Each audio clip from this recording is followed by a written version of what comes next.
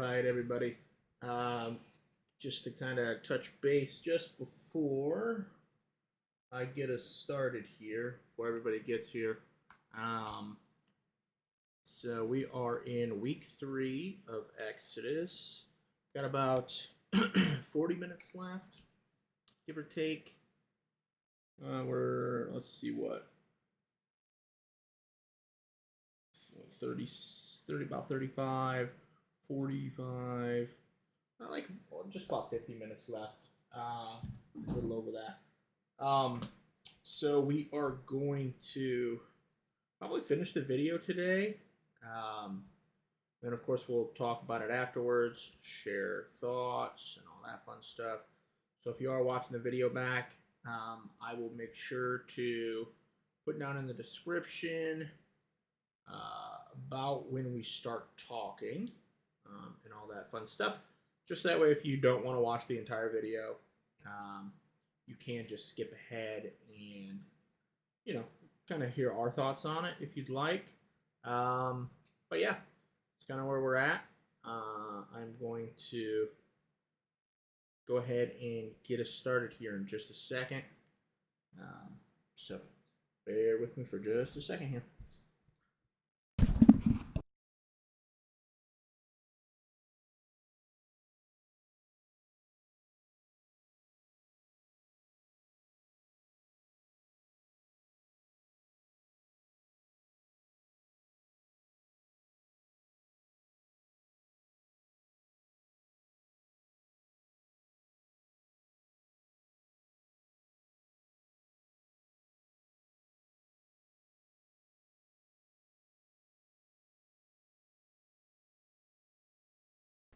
Alright, let me know if you can hear this. You just drop something in the chat if you want. But just make sure. Solipsistic misery. And I cannot see how that's not both prayer and a statement of faith. Can you hear that?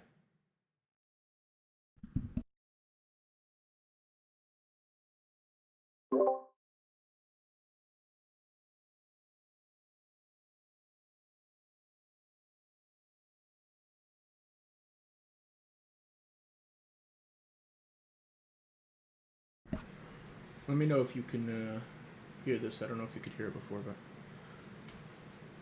but if it'll work for me. No, absolutely. Dennis, isn't there an understanding, though, that the Jews at this time had lost much of their touch with the Lord altogether? Or is that... We don't know it from the text, so...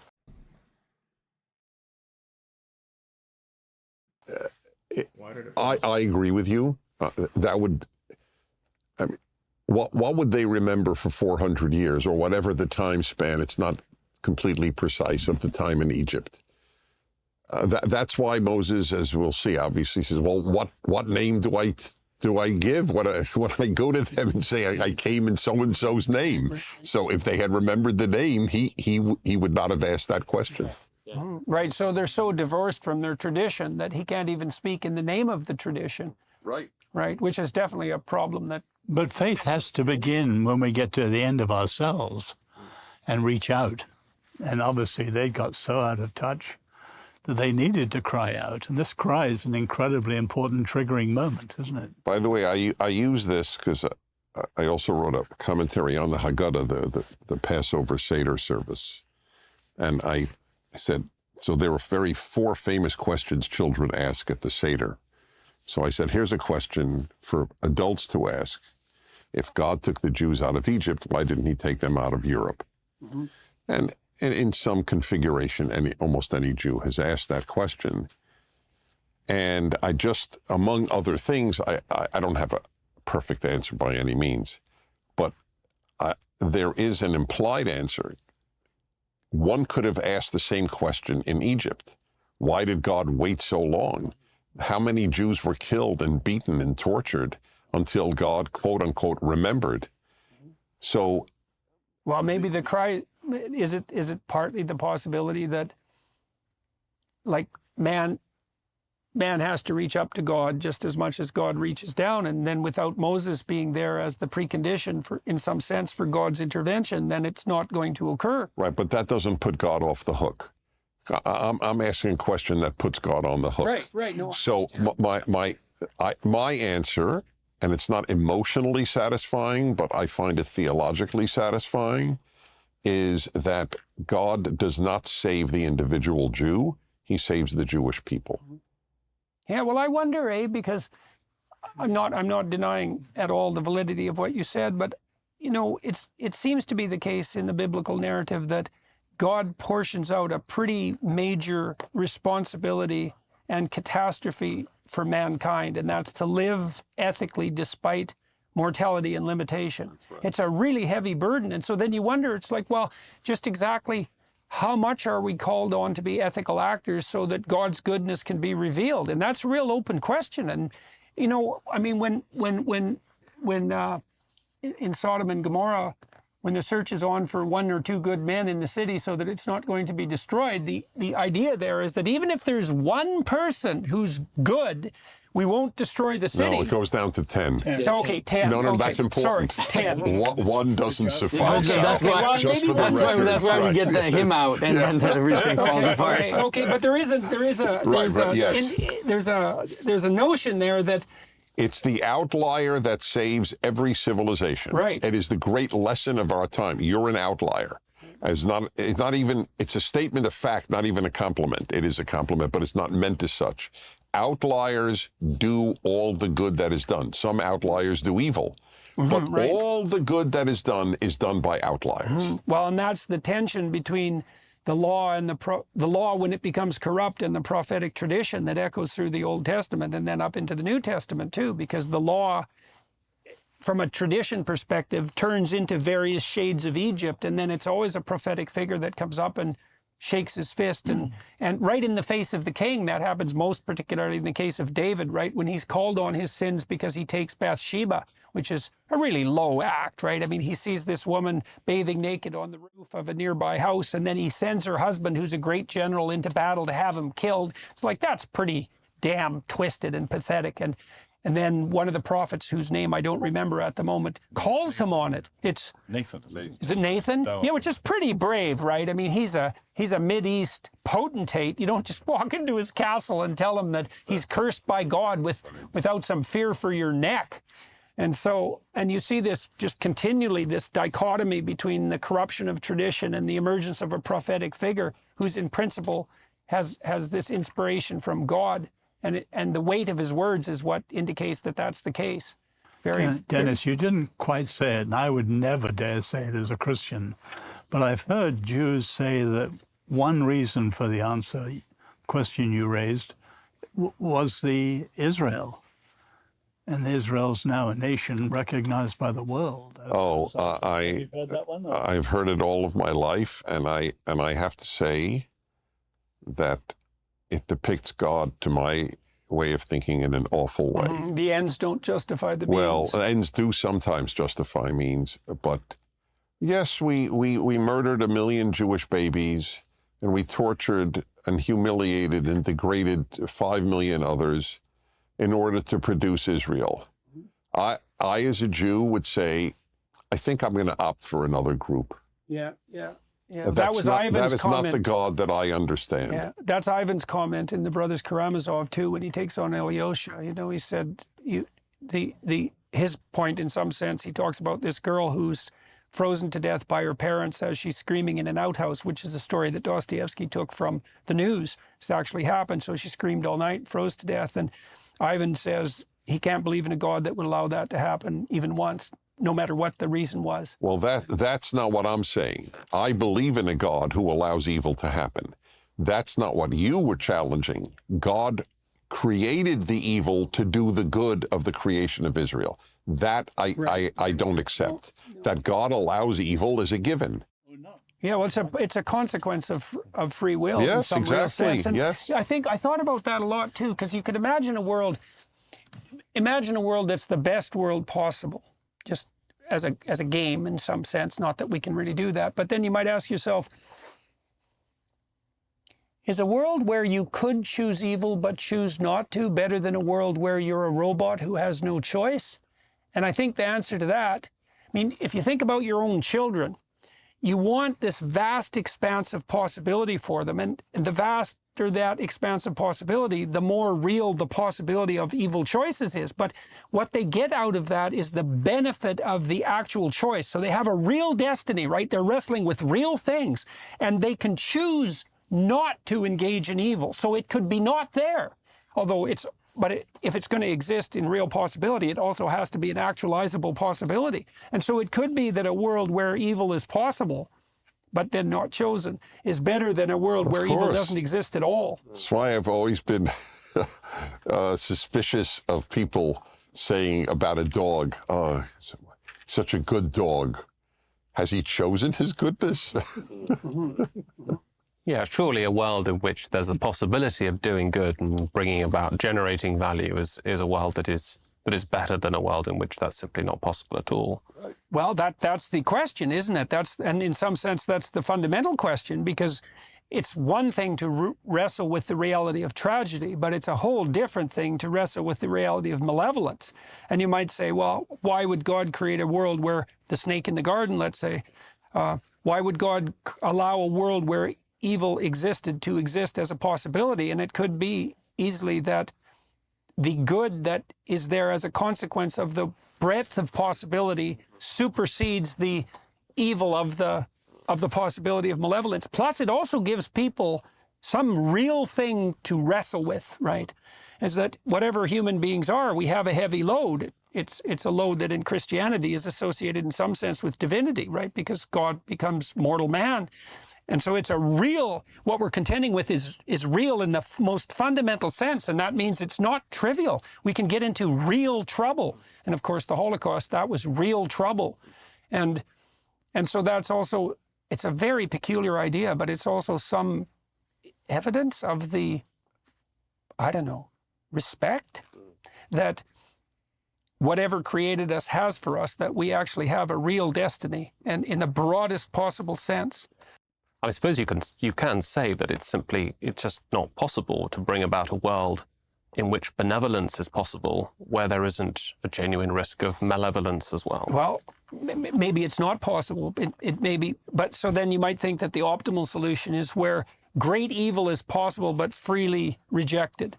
And that would be the best of all possible worlds. And I do believe that's the case. And I certainly see this is part of the Jungian idea of incorporating the shadow, I suppose, which is also that this capacity that we have within us, which is a predatory capacity, this capacity for great evil and for brutality and for strength, all of that makes us much more than we would be if we can harness that for good than we would be if we were just harmless rabbits, for example. Not to denigrate rabbits, they're perfectly lovely, but you get the picture. And the best people I know have been the people who, have absolute capacity for mayhem if unleashed, but choose not to unleash it. In fact, to harness it for purposes of the good. So now Moses kept the flock of Jethro, his father-in-law, the priest of Midian. Another indication of him being subservient to an ethical structure outside both the Egyptian and the Hebrew structure there, because he's serving this priest of Midian and tending his flock. That also makes Moses a figure that transcends the parochial confines of his culture, another indication of that. And he led the flock to the backside of the desert and came to the mountain of God, even to Horeb. And so God here is associated with the mountain, and so you could riff on that. And the angel of the Lord appeared to him in a flame of fire, this compelling and attractive fire phenomenon, out of the midst of a bush. And he looked, and behold, the bush burned with fire, and the bush was not consumed. And Moses... That's the symbol Jews often use for the Jewish people. We're always burned, but we're not consumed. Mm-hmm. Yeah, when the question is, in a situation like that, just exactly what's being burned away. One of the reasons that the transcendent is terrifying and why people purified themselves, for example, before they engaged in psychedelic experiences historically, was because if they got too close to the fire, the burning that produced was so intense that it might be of mortal danger. You know, if you're 95% dead wood and you get too close to the fire, all that dead wood should go, but it might be fatal. So You were mentioning the whole heroic side of faith, or I think you were, in fact. There's also this terrifying aspect of the deity linked to transcendence and the absoluteness, the mysterium tremendum et fascinans, as Otto described it. This mystery that is both repelling because it's terrifying and at the same time attractive. And I think that was obviously... Well, we get some echoes of that, I would say, in contact with things of great beauty. The European cathedrals are like that. I was in one in Vienna recently that had 3 floors of plague bones underneath it. And so it's this magnificent structure, too much really, when you walk in, and it's overwhelming in its power. And to see that, you know, people sacrificed hundreds of years of effort under conditions of extreme privation to build these magnificent buildings, and then to go underneath and see the layers and layers and layers of catastrophe and death that's been erected on. It's too much, right? It's just too much. And that's just an echo of what is too much in the most fundamentally absolute sense. It's just a pointer in that direction. People are terrified of beauty for the same reason. You know, I've watched people respond to art. I had a lot of paintings in my house at one point. They're all coming back now. Like 300 of them, you know. It was just paintings everywhere. And people would come in and say, well, why would you want to live in a museum? And I'd think, well, that's exactly where I want to live. Why would you not want to live? But it was too much. The paintings, a lot of them were paintings of warfare scenes, and they were beautiful, but they weren't nice.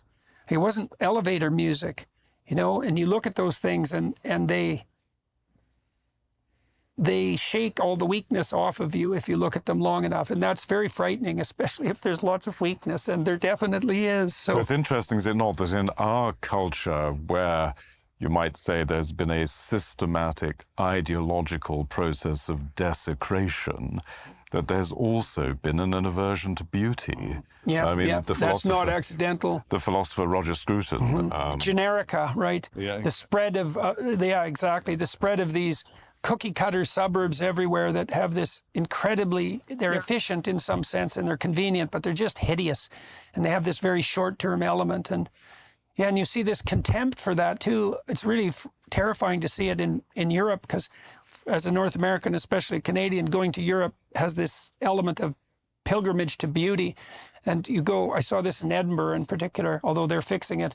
Edinburgh, the whole downtown core, 1 square mile, is a UNESCO World Heritage Site, and no wonder, because Edinburgh is it's beautiful. And then intermingled with these mostly Victorian buildings, if I remember correctly, were these hideous catastrophes erected in the 1970s, this brutalist, modernist abortion, these giant middle fingers, you know, to the entire context. And to their credit, the people of Edinburgh are tearing them down.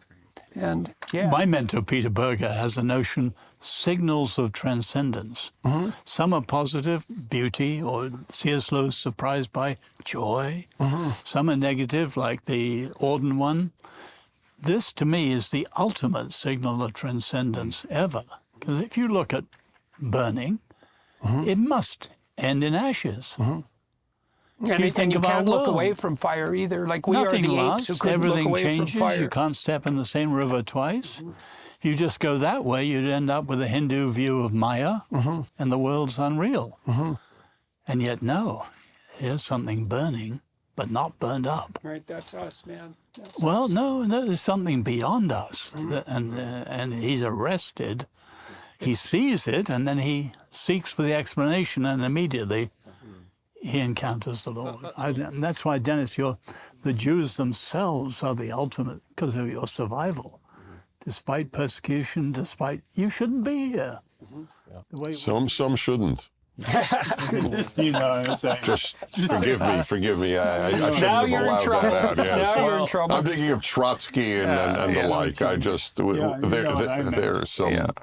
Well, to jump unimpressive Jews. to jump from the Hebraic to the Hellenic, that's not far off the way Plato uses the image of fire in his famous image of the cave in Book 7 of the Republic. You know, the flames are flickering, but that's not all there is. There's transcendence beyond. There's the sunlight, the stable, timeless sunlight outside the cave, which the sort of chaotic fire of the sensory world and the fickle world, the ever-changing world, but it's a signal of transcendence, as Berger puts it.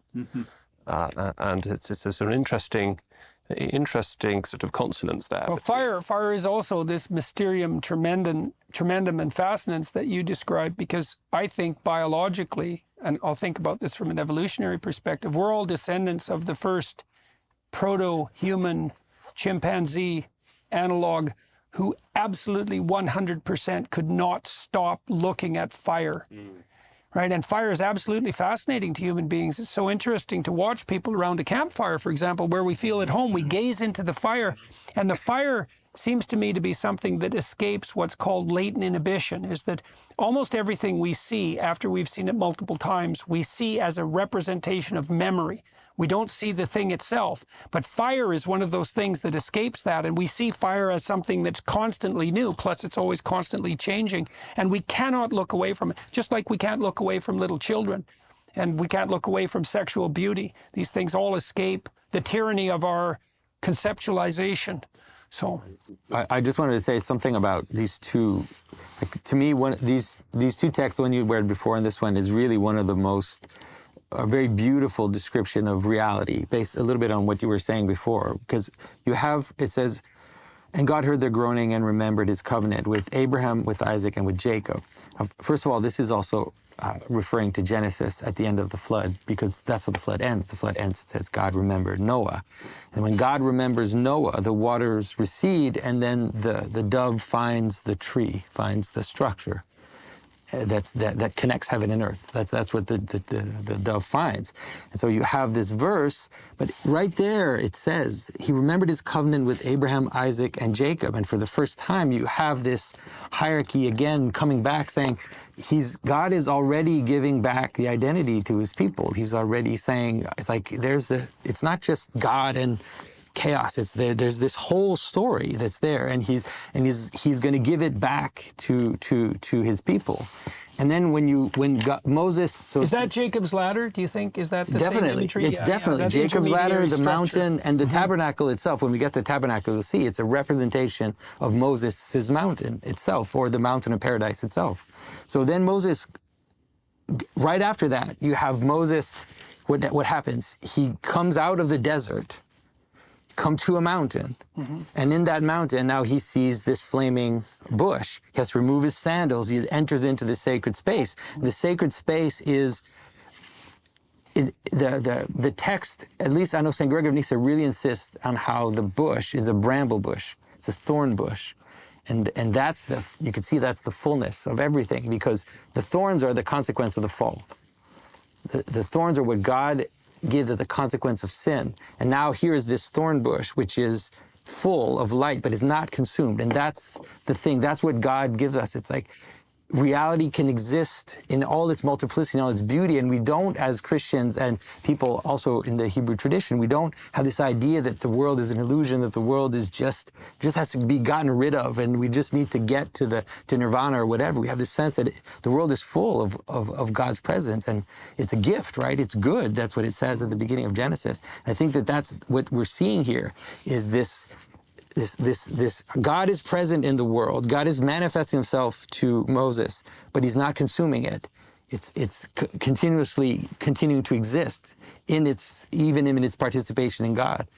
Now I read that so Moses has to take his sandals off to go to do this. I read that that's also his, and this is on Commentary on the Torah, that he was foregoing any claim to ownership of the land upon which he stood. There were ancient Hebrew traditions about taking ownership of land that had to do with being shod. And so to take off the shoes meant to approach the transcendent in a humble way with no claim to possession. And that seems to me, and the shoes, of course, are symbols of identity. Tammy, my wife, she had dreams all the time where shoes represented her current identity. And so, all right, And the angel of Lord appeared to him in a flame of fire out of the midst of a bush. And he looked, and behold, the bush burned with fire, and the bush was not consumed. This is at least a great mystery.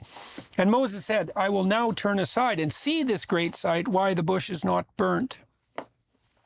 And when the Lord saw that he turned aside to see, God called him unto him out of the midst of the bush and said, Moses, Moses. And Moses said, Here am I. And he said, Draw not nigh hither. Put off thy shoes from off thy feet, for the place By the way, whereon... the only redundancy in God's entire dialogue in the Bible, is... take your shoes off your feet. And so Just why... a cute, meaningless point, but I've always gotten a kick out of it. Else are your shoes if not on your feet? From off thy feet. Yes. Like where else? Right. is Just it? take off your shoes would have sufficed. Is that in the Hebrew? Yes. Yes. It struck me as a kid. Where else are his shoes? I don't. Well, it also means I think that God is insisting that in some real sense Moses stands unprotected and naked in front of him, and because to take off your shoes is and to reveal your feet, that might account for why that emphasis is there, right? Yeah. Right. And so it's the feet and not the shoes. Yeah. And the shoes are definitely, I mean, they're a fundamental element of culture, and they shield us from our contact with the ground, but they also, in some real sense, elevate us above the ground, right? That's the danger of shoes.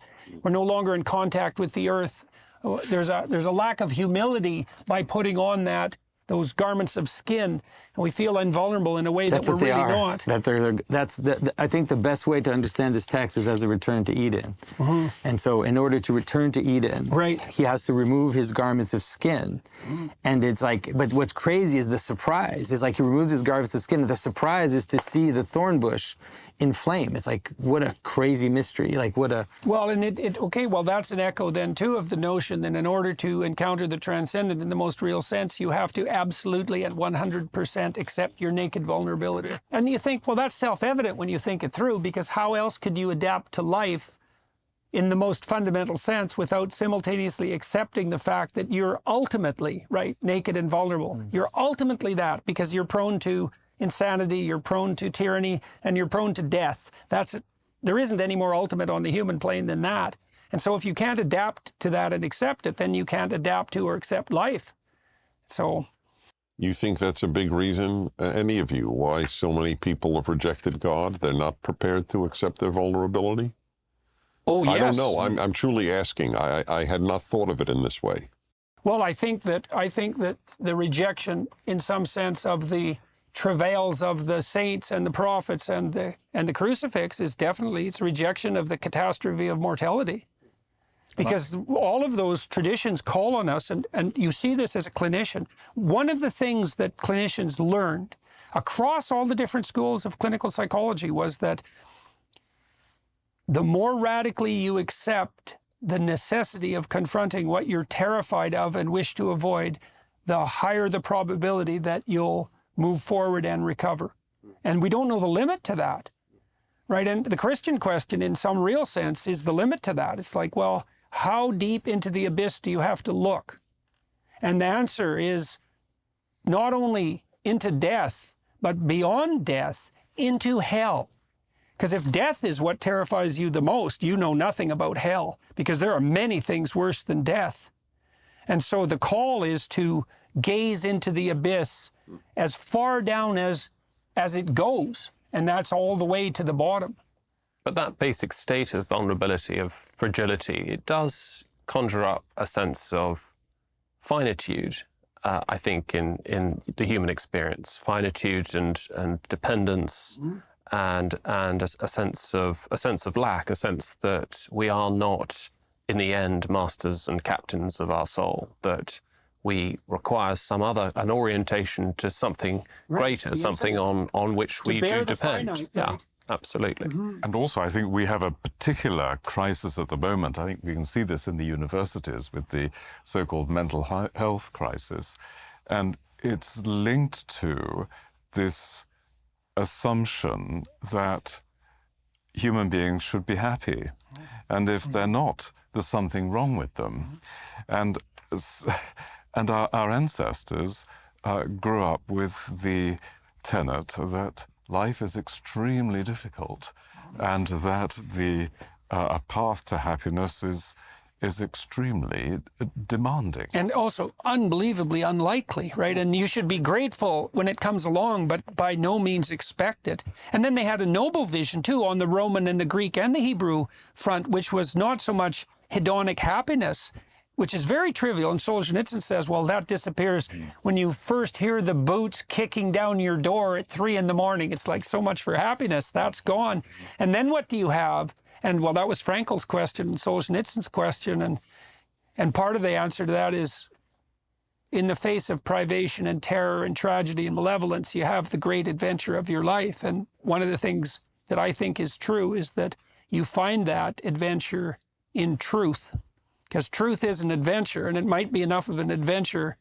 It might be enough of an adventure to justify the catastrophe and malevolence of life. And I wonder whether the erosion of certain basic rituals is also generating a lot of problems. I mean, not trivial example, but one that comes to my mind was a death in college about 20 years ago of a brilliant young student who was hit by a car crossing the road in the college. And I noticed that the students, the 18, 19-year-old students, were completely thrown by this. And partly it emerged they hadn't been to funerals.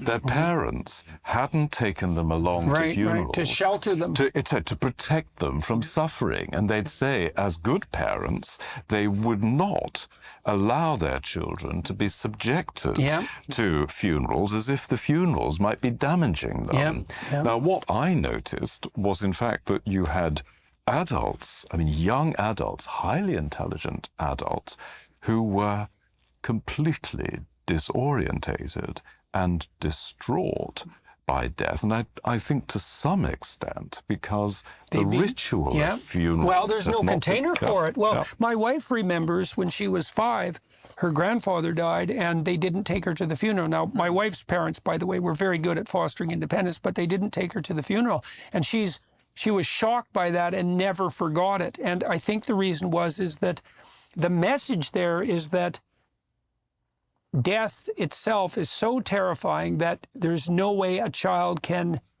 apprehend it or bear up under it. And that better not be the case, because that's life, death. And so if that's the case, then life is too much. And so what you do is you bring the child to the funeral to show that. So when my wife's mother died, we were there for her death. And it was a terrible death. She had a neurological disease, a degenerative neurological disease, dementia. So she deteriorated over about 15 years. And first of all, her husband rose to the challenge. Man, it was something to see, because he was sort of a man about town. But when the chips were down, God, he was there. And it was something, man. And then I watched her family deal with this. They're pretty tough. My wife's sister is a palliative care nurse, and her other sister is a pharmacist. And they've confronted mortality, in a noble sense. And what happened in that family was that as they mutually faced death together, and this is also what you do at a funeral, is the bonds that attached them to each other grew stronger and thicker. And so that while they suffered the loss of their mother, which was a genuine loss, they were compensated for it in a real sense by the increase in love between them. And I would say their family, in the aftermath of their mother's death, was much closer and tighter than it was before. And, you can't say, well, that made it good, because that's a cheap out, But you can bloody well say that it made it a lot less like hell than it had to be. And so these containing rituals, your children are a lot tougher than people think, and you need to take them to a funeral so that they can see that the adults, I'm going to be like Dad, and look, he can stand up in the face of death, maybe even in the face of the death of his father, and he can still move forward. And God, you better learn that, because it's coming down the pipelines. But the text is, this text is precisely such a ritual, right? This isn't a live stream of history, right? This is a text written to convey, you might say, the order in history, or the transcendent order in history, and to bring us into that history. And so, you know, when you talk about the ritual of the funeral, for example, that's a ritual to help you understand the horror of death and to, in some sense, redeem it, at least from the point of view of your own self-consciousness, to be able to understand it. And so I think, you know, when you see these moments that refer to God remembering his covenant and so on, this is in a way showing us that the text is itself a liturgical creation of our own subjectivity, our own memories, such that we can make sense of our lives here and now. Well, I just want to ask Jordan a question. It intrigued me what you said about your mother's father. He really, it was bon vivant, Yep. and then rose to the challenge. Oh man, it was unreal. Right. So I want to ask you a question. Prior to the challenge, what would you have predicted his behavior would have been? Well, I always liked him and admired him, but he was a man about town, you know, extroverted guy. So I had he no idea. passed the test, and you would have predicted he would have passed the test. Not to the degree that he did. It was really Right. quite So stunning. here's my question, and it's really I wrestle with it. I don't have an answer. I am curious to hear anyone on this. Do we know people before they have been tested? No, not really. We don't know ourselves either. Then this is a very, very interesting question, because life in America, at least, from World War II to the last, till 2010 even years ago, was quite easy for the vast majority of its citizens. Mm-hmm. By any reasonable historical Right, standard. exactly, yeah, which is the only standard, obviously. So is it fair to say we don't know the moral caliber of most of the people living in America, because I think people have been tested in the last 2 years, and I think half of my fellow citizens failed dismally, especially doctors, I might add. Well, wasn't it Hemingway who said that every generation needs a war to sort out what's important? And it's a very dark thought. Yes. Well, it's more, maybe, well, William James would have said something like a war or its moral equivalent. And that was something James... Right, or its moral equivalent. Yeah, right. well, because you have... Well, that's what I'm referring to, its moral equivalent, yes. Exactly, yeah, exactly. Well, so it's interesting. Do we even know ourselves till we're tested? Mm-hmm. I don't think so. Well, I think you can make a case for this biologically. Here's a case. This is quite interesting. So you might ask, why do you grow when you go somewhere new? And there's two answers to that. One is you go there and you gather more information, you talk to new people, you see new things. And so you can think about that as a constructivist response, right? Your web of knowledge, adaptive knowledge increases because you've been more places. But that's not all that happens. If you go somewhere new and you expose yourself to a challenge, then new genes, the genes that haven't turned on to encode certain proteins, turn on, and they flesh out your psychophysiological structure. And you could even imagine that you decided to take on a new challenge voluntarily. So that'd be part of the heroic journey. Then your biology is going to respond to that right down to the genetic level. And it's going to reveal new potential that's coded inside the genetic structure that's going to make you literally more than you are. And there's this idea that Jung talked about in relationship to the maze in the Chartres Cathedral. So imagine you go into this maze, and then you walk the 4 quadrants, and then you come to the center. And the 4 quadrants are the 4 corners of the world. And you have to pass through all the 4 corners of the world before you come to the center. And the idea there is that you have to hit yourself against all the sharp edges of the world before the full potential of what you are is manifest. And that has something to do, I would say, also with the idea of the harrowing of hell, is that you have to face death, and you have to face tyranny, and you have to face malevolence, and so that's hell at that point.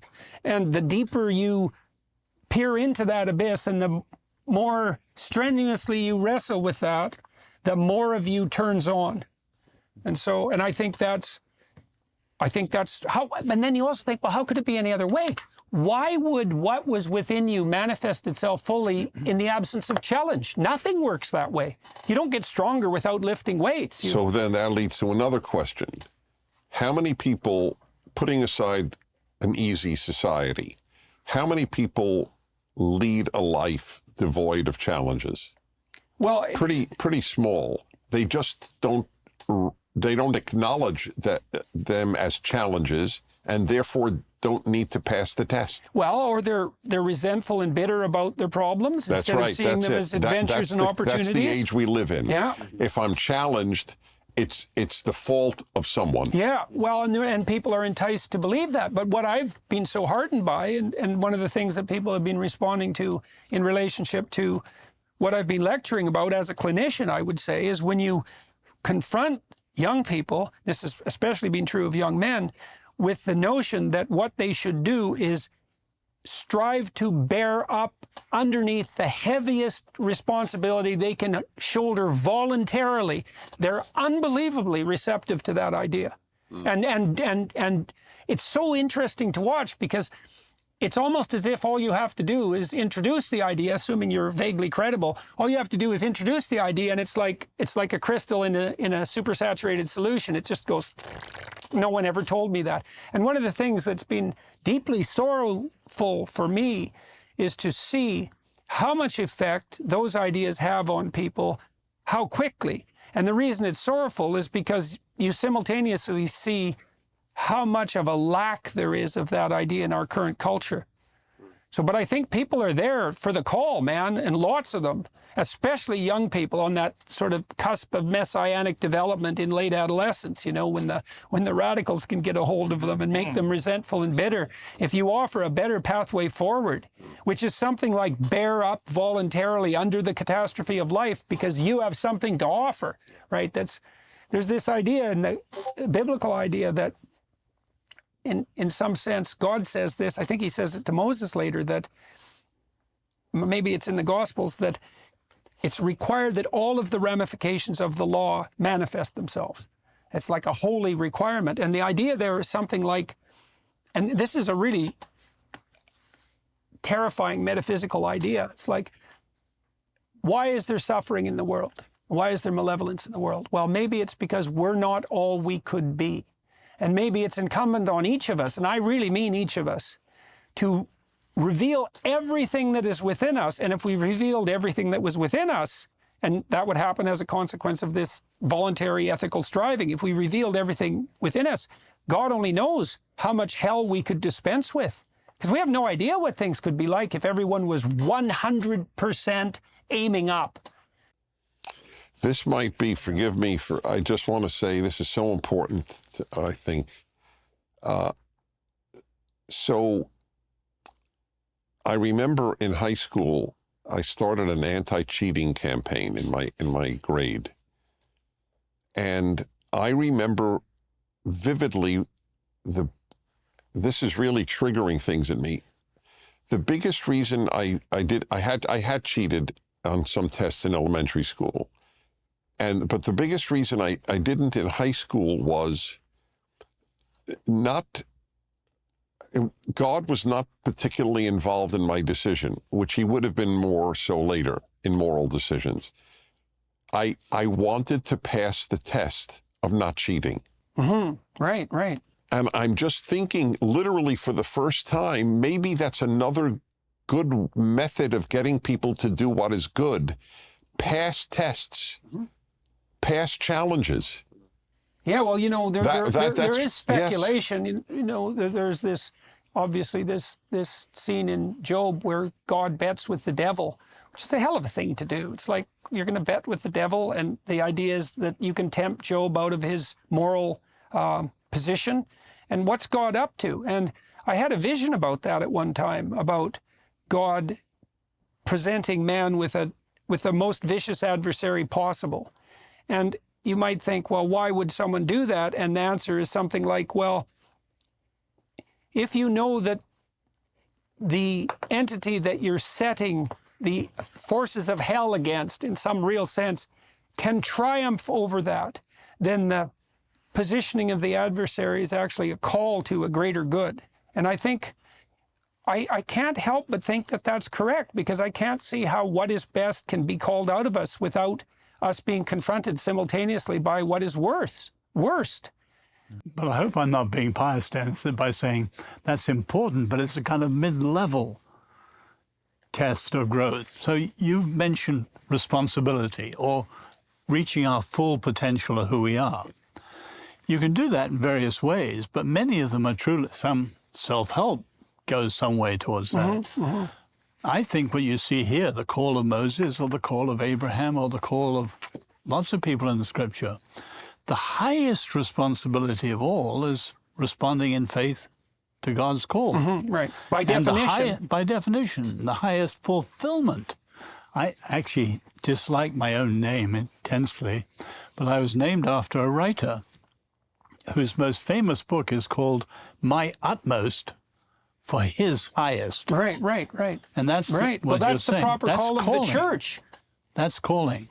Right. And I don't think there's any You've higher, written a book on calling. any higher version of that.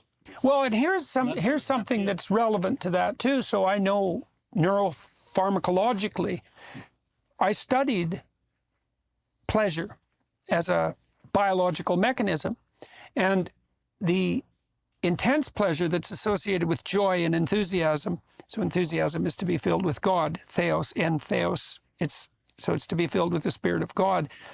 You do not experience joy as a consequence of achieving a goal. You experience joy as a consequence of positing a goal and then noting progress towards the goal. And so a corollary of that is that the higher the goal, the more intense the joy attendant on observation of progress towards it. And so then you might say, if you wanted to maximize the possibility of hedonic expression, not to degenerate into a cheap hedonism, but to maximize it in the most real sense, and this is a Viktor Frankl idea in some fundamental senses, you pick the most noble possible goal. And that's the mountain, that's service to God, again, by definition, right? Because it's service to the highest thing, whatever that is. And then that opens the door, that does literally open the door to it's a precondition for the experience of joy. And so these people who are depressed and anxious and miserable, part of the reason for that is that their ethic is scattered. Their goals are diverse and low level. There's nothing beckoning in the distance. And so they can't see progress because there's no progress, and certainly not progress to a superordinate goal. So there's actually no positive emotion. And that's technically the case, because the positive emotion system is a calibration system that produces navigation orientation towards a destination point. That's literally how it functions.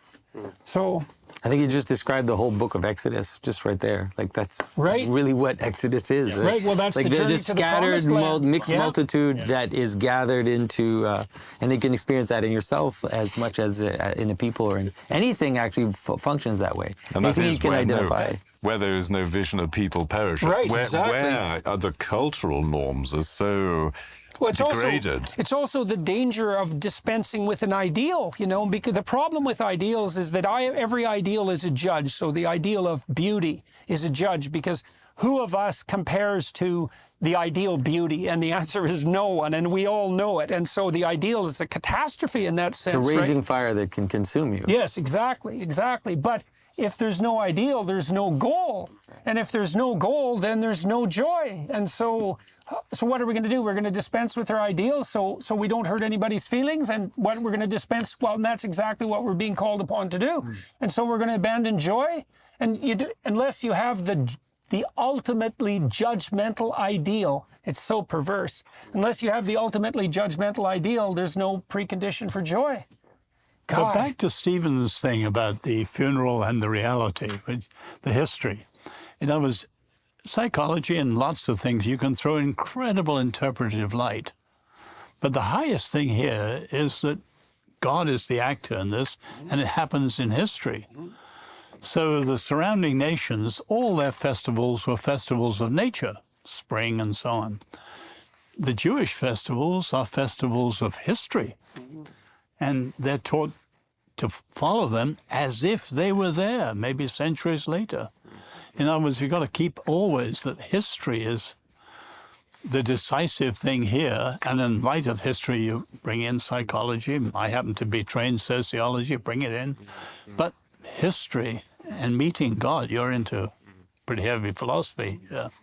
You see here too that what's put in the highest place, which is so fascinating, is the spirit that calls you to freedom out of tyranny, right? As we said before, even if it calls you into the desert to begin with. And so it's quite the conceptualization of God, is that part of whatever is to be properly put in the highest place is exactly the spirit that calls you out of tyranny.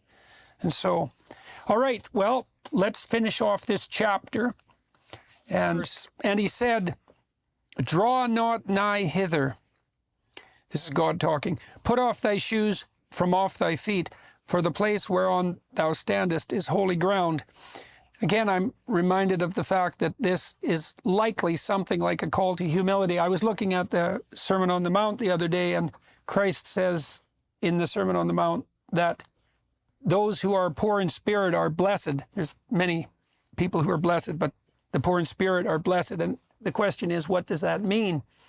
And it means something like those who have been brought low enough to be humble enough to be ready to receive.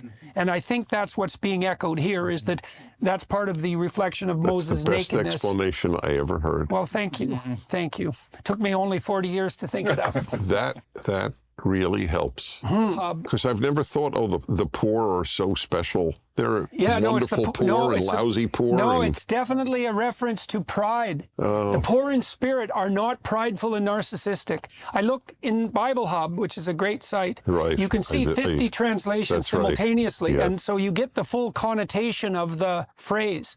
And if you look at all the different translations, you can see that it's definitely a call to this particular kind of humility. Because one of the things I learned when I was teaching my course, Maps of Meaning, was that you could decide that you were going to be friends with what you knew, or you could be friends with what you didn't know, right? And so if you're friends with what you know, you try to prove your point all the time. And I'll fall prey to that from time to time. But once you realize the depths of your ignorance and you think, well, what I don't know is inexhaustible, and my troubles are inexhaustible, so I better have an inexhaustible source to call on, and I can certainly call on the inexhaustibility of my own ignorance. And it reverses everything, because all of a sudden the fact that you don't know is actually your greatest hope, because there's always the possibility that if you lowered yourself, Jung said, modern men do not see God because they do not look low enough. It's so brilliant. And if you can make friends with your own ignorance, then you open up the landscape of revelation to everything you don't know. Well, that's so good if you have a problem, because the reason you have a problem is because you don't know something. And so this is definitely an injunction there, is that the place whereon thou standest is holy ground. And if you're on holy ground, and maybe you're always on holy ground, you should have your damn shoes off and your eyes open. And yeah, well, that'd be a terrifying thing to apprehend. All right, gentlemen, that was a good start. Well, these were tough. These were tough ones. Oh, You're right. Yeah. Wait till the 10 Commandments. Yeah. Until tomorrow. Good. That was wonderful, wonderful.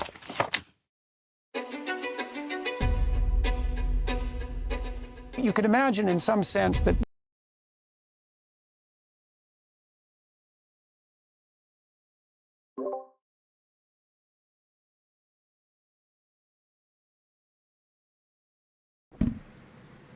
Can you hear me?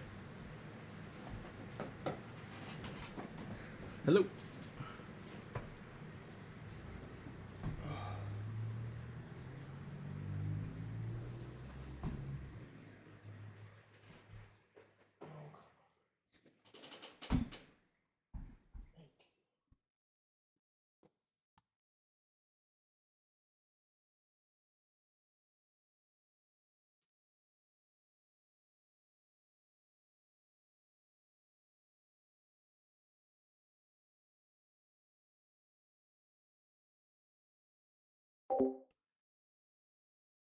Give me just a second. I'm trying to wait for Mr. Mac to join me.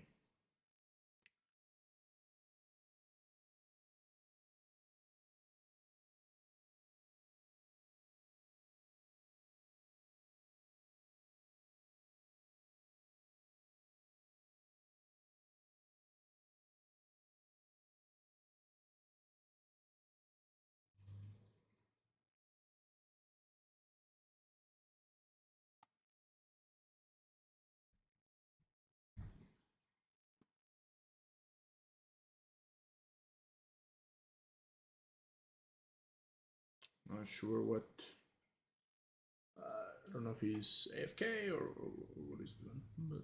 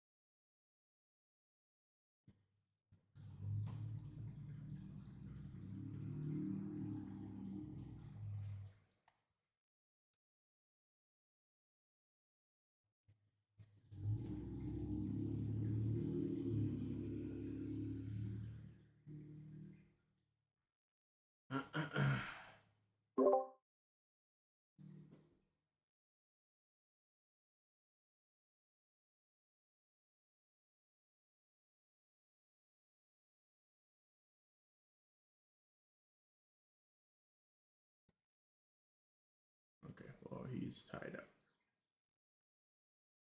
So I'm going to share my thoughts. So, just go over my thoughts for now. So I liked a few different things during the during this segment this week. The few of the notable things that I kind of noted was I believe it was Mr. Prager pointed out that the outlier is the one who saves civilization. So, and he even kind of took it a step further, right, where he talks about the vast majority of good that is done in a society is done by the outliers, right? The average person is not doing a vast majority of the good or the evil, right? They're kind of somewhere in between. So it's those outliers that are producing the most amount of good, and there's also outliers producing the majority of the bad that you see in society as well. I found that very interesting. I think that I've kind of held that same belief myself. One of my favorite quotes, I can't credit it properly because I cannot remember for the life of me who originally said it, but it goes something along the lines of most men are decent men in indecent situations, right? And I think it kind of goes back to something that I've talked about as well as others have in the past as well, that the proclivity for evil is within all of us, right? So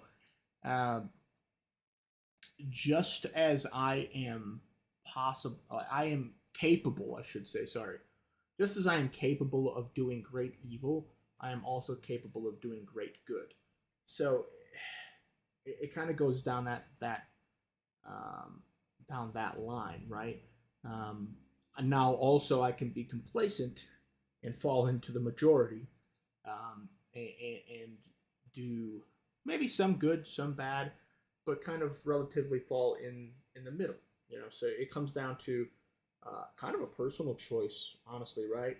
Now, obviously, there's some limitations, right, that are not necessarily within our control, but I think that people tend to think that you have to have massive works in order to put good into the world, and I don't think that that's the case. I think the biggest impact that you'll often have is going to be your day-to-day seemingly pointless interactions, right? So it's the way that you treat a barista at Starbucks. It's the way that you treat a gas station attendant.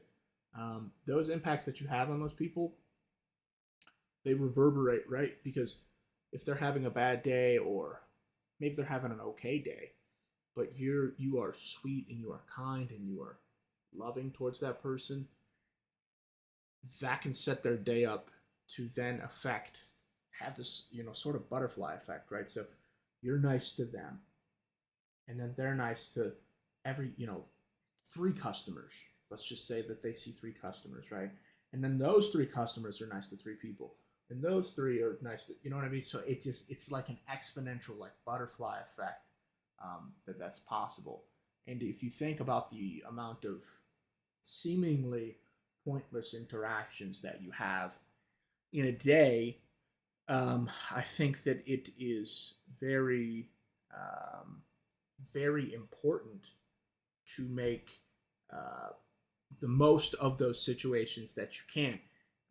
Jordan Peterson has mentioned, I believe it's in one of his books. I don't remember which one, but he talks about getting those small things right. So most of your life are, sort of small interactions, right? So one of the examples he uses is, if you can get your interactions, so like you're having breakfast with your wife, let's just say, as the example. If you can make that breakfast with your wife amazing and happy, if you get those little small things right, then your life's, the rest of it's kind of, it kind of falls into its place, right? And then even if you go to work and your day is crappy, well, it's going to be far better than what it would have been if your breakfast was also crap too, right? So, putting that time in, sharing that time with people is really important, right? If you get the small things right, man, life's a lot more bearable in those crappy moments. So, next point I have, let's see, lack of humility. Representation using the shoes. So I liked that point. I believe it was Jordan Peterson. He kind of mentioned the taking off the shoes as kind of almost like getting back to your roots, right? Getting in touch with what is possibly, or at least in this case, literally, right? God commanded Moses to take his shoes off because the ground that he's standing on is sacred ground. Then it kind of makes you kind of like he did, right? Oh, pardon me, I'm yawning. It makes you question what. For one, I guess it makes me question what is sacred ground. But I liked the point Jordan made, where the shoes kind of elevate you off of the ground, right? Where it's almost like a barrier, like you're too good for that ground, which humans are, none of us are short on arrogance, let's just say. So at least in this context, right, he was standing on holy ground, so the shoes were disconnecting him from that ground, and in an act of almost, it made him more humble, more receptive to the message, I would say, is what it feels like to me. So I really liked that point. My goodness, I can't stop yawning. I've been sick, so your boy is tired. The next point that I have, I wrote down, why do people reject God? They kind of touched on this, right? So being afraid of vulnerability, tied into, like, so accepting God is accepting your inevitable demise. So that vulnerability of not being, invincible, so to speak, right? A lot of people go through life treating themselves as though they're invincible. Furthermore, people not wanting to feel small and imperfect. Now, I think modern society gets a very bad rap for this, partially because it is very rampant. But I would wager that that society has always been that way, and human beings have always been that way. We haven't evolved to be we haven't evolved the arrogance that people have, right? So my point here is people don't like facing the fact that they have issues that they need to work on. Modern society and humans in general try to rationalize themselves into being these good people, and to rationalize themselves out of having issues that they need to work on. Again, I think obviously this is the case nowadays. I just don't necessarily think that it's necessarily the worst it's ever been, or even the worst that it possibly ever will be. But I think, I personally, I think that's the biggest reason. But I do think the vulnerability of facing death is a big part of it as well. So I really liked they brought that point up. Let's see here. My next favorite point, and my last two, but this one here is not knowing someone or ourselves without going through the desert, so to speak, right? So you can't ever truly know who you are or what you stand for unless you're tested, right? I think most people would agree with this point. You can say, if I was in this situation, I would X, or I would Y, etc. But I don't think that you can ever truly know unless you're in that situation, right? And maybe you very well would do what you think that you would do, but you can't know yourself, and you can't know the depths of your relationship with yourself, or the depths of your morals, or the depths of your relationship with another individual. Right? Those relationships need to be tested. Those relationships need to be put through the fire, so to speak, right? So, and that's not to say, well, go out and cheat on your girlfriend. That's so to say is, like, are they there for you when you need them, right? Now, obviously, there's times where people can't be. So you have to use your own judgment at to some degree there. But if you have somebody in your life who asks a lot from you, right? Whether it be monetarily, time investment, but they're not willing to reciprocate anything, or so I'll give an example. If you have somebody who's maybe dating, or even a family member who really likes being around you if you have money, you can buy them things, take them places, experience things. But if that is not, possible for some reason, right? Maybe you don't want to spend it. Maybe you've lost a revenue source, something like that, and they're not as interested anymore. Okay, well then, I'll let you kind of extrapolate what I'm saying there, but I think that we are of the understanding that maybe they're not as ride or die, to use modern verbiage, as you would think, right? Last point I'll touch on, and then I will leave you to the rest of your time here, is those who have been brought low enough to be humble enough to receive. I really love that point from Jordan. When he was talking about the Sermon on the Mount, and man, it's just you in order to truly receive really anything, but especially, I would say especially so, like a message from God, right? in order to understand God or seek to, I don't know that we necessarily can, we have to be humble enough to realize that we are, I mean, for lack of a better term, we are nothing, right?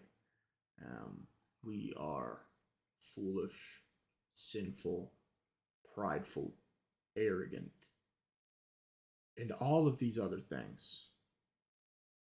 And we have to try to be humble and to just listen and to learn and to soak it in, so that we may receive grace. Now, of course, you're not just all those negative things, but those things, the reason I mention those things are because those things are what block you from being able to grow. Arrogance, willful ignorance, these sorts of things stop you from growing as a person. And not only in the realm of God, but much more than that, right? If you're arrogant in your relationships, if you're arrogant in education, then you're holding yourself back. So you have to, to kind of build on what Jordan is saying there, you have to bring yourself low enough to be humble enough to receive whatever it might be, the lesson, the opportunity, the whatever the situation is. You have to be humble enough to recognize what's in front of you and be humble enough to receive it. I think that was a very powerful message, one that I hope we all either are already or will add to our arsenal, so to speak. So, yeah, that's all the points that I had this week. Austin, we said he was busy and had to go, but yeah, if you're watching the video back, obviously I appreciate you and I love you. Let me know your thoughts. Kind of what you're thinking. Maybe you think I'm wrong about something that I said, or maybe you want to build on it. You can definitely drop a comment, or you can join my Discord. It's this here, House of Adonai. The link should be in the description, or at the very least on my channel's description. So, yeah. I appreciate you watching the video back. I appreciate all of your time, and just kind of spend a little bit of time with me and learning together. So, yeah, I look forward to having these in the future. And if you are interested, join up in the Discord, and I'd love to have the discussion live. So, thank you very much. Have a good rest of your night, and bye bye.